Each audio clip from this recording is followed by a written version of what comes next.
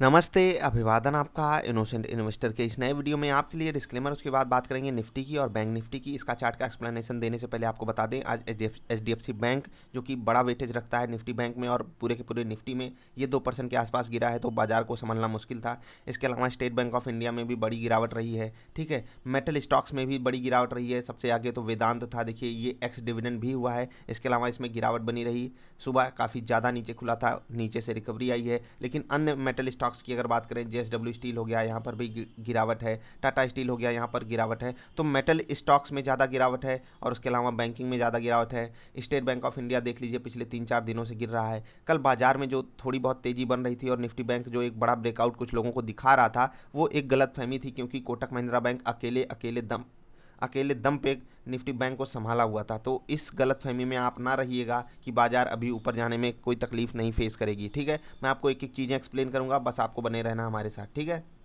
तो चलिए सबसे पहले निफ्टी से शुरुआत करते हैं। अगर आप निफ्टी को देखेंगे तो आज 11,725 के आसपास की क्लोजिंग मिली है। अब ये क्लोजिंग क्या बुरी है या अच्छी है, मैं आपको समझा देता हूँ। देखिए, जब भी कोई ऐसा पैटर्न बने, एक नेगेटिव कैंडल ऊपर से नीचे चली जाए, उसके बाद जो बाइंग आए वो छोटी आए और फिर से बाजार गैप अप, देखो जब भी बाजार गैप अप करके नीचे आती है तो लोगों को विश्वास नहीं होता है, लोगों के 3-4 जगहों पर स्टॉप लॉस होते हैं, क्योंकि पिवट पॉइंट्स वहाँ पर कुछ अलग संभावनाएं बनाता है। ठीक है, आपको नहीं पता पिवट पॉइंट, ज़रा पता कीजिएगा। अभी बाजार ऊपर गई, थोड़ी सी गिरी, तगड़े से थी, एक दिन पहले की ही मैं बात कर रहा हूँ, और आज फिर तगड़े से गिर गई। अब ये क्या संकेत देता है? संकेत ये देता है कि ऊपर के लेवल पे बाजार में सेलर्स मौजूद हैं, और वो सेलर्स ऐसे नहीं है कि रेट देखते ही शॉर्ट कर रहे हैं, यानी कि जो यहाँ पर 12,000 निफ्टी का लेवल है, सिर्फ इसको देखकर नहीं शॉर्ट कर रहे हैं। एक दूसरा इवेंट भी हमारे सामने है, सबको पता है कि यूएस इलेक्शंस हैं, और उसके अलावा अगर आप देखेंगे प्रॉफिट बुकिंग होनी बिल्कुल सिंपल सी बात है। यहाँ पर क्यों प्रॉफिट बुकिंग हुई, मैं समझाता हूँ।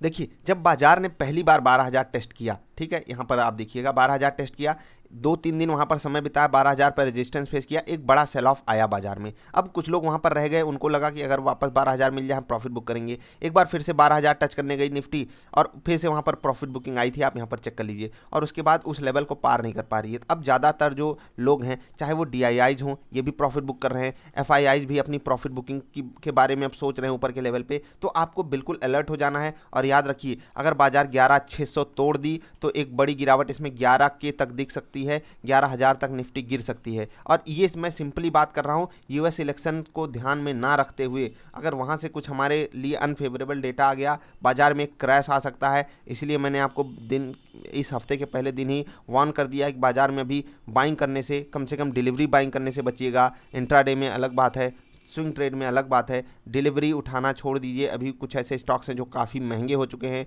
उनको अवॉइड कीजिए। बहुत रेयर स्टॉक्स ऐसे हैं जो सस्ते हैं, तो आपको सिर्फ उन पे फोकस करना है, सस्ते स्टॉक ढूंढने हैं अगर आपको बाइंग की तरफ ही सोचना है। बाकी अगर आप ट्रेड करते हो तो स्टॉप लॉस के साथ आप अपना ट्रेड बनाकर रख सकते हो। मैंने आपको बताया है, ये पैटर्न मुझे बहुत ही नेगेटिव दिखता है, और ये नेगेटिव पैटर्न एक बड़ी गिरावट दिखा सकता है, इसलिए आपको सावधानी बनाकर रखनी है। 12,000 के ऊपर जब तक नहीं जाती निफ्टी, 12,000 के ऊपर, तब तक हमें अभी पॉजिटिव माइंडसेट नहीं रखना है। देखो, सिंपली बाजार या तो एक प्रॉफिट बुकिंग बड़ी दिखाए, तब हम वहाँ पर बाइंग की सोचेंगे, यानी कि हम वैल्यू बाइंग करेंगे, या फिर हम ब्रेकआउट बाइंग तब करेंगे जब बाजार 12,000 के ऊपर क्लोजिंग देगी। उससे पहले आपको अवॉइड करना है बाइंग को। और रही बात बैंक निफ्टी की, तो देखिए यार, यहाँ पर कल कोटक महिंद्रा बैंक ने अकेले ही मूव लाया था, और उस मूव को हम बिल्कुल इग्नोर भी करना चाहेंगे, क्योंकि देखिए अकेले चना भार नहीं फोड़ देगा। अब कोटक महिंद्रा बैंक एकदम अच्छा कर गया, लेकिन उससे पहले अगर आप देखेंगे एचडीएफसी बैंक अच्छा करके दिखा चुका है, और उसमें मूव आ चुका है बड़ा। ठीक है, निफ्टी बैंक को नीचे से खिसका कर ऊपर लाने वाला अकेला एचडीएफसी बैंक, और फिर अभी कोटक महिंद्रा बैंक अपना साथ दिखा रहा था,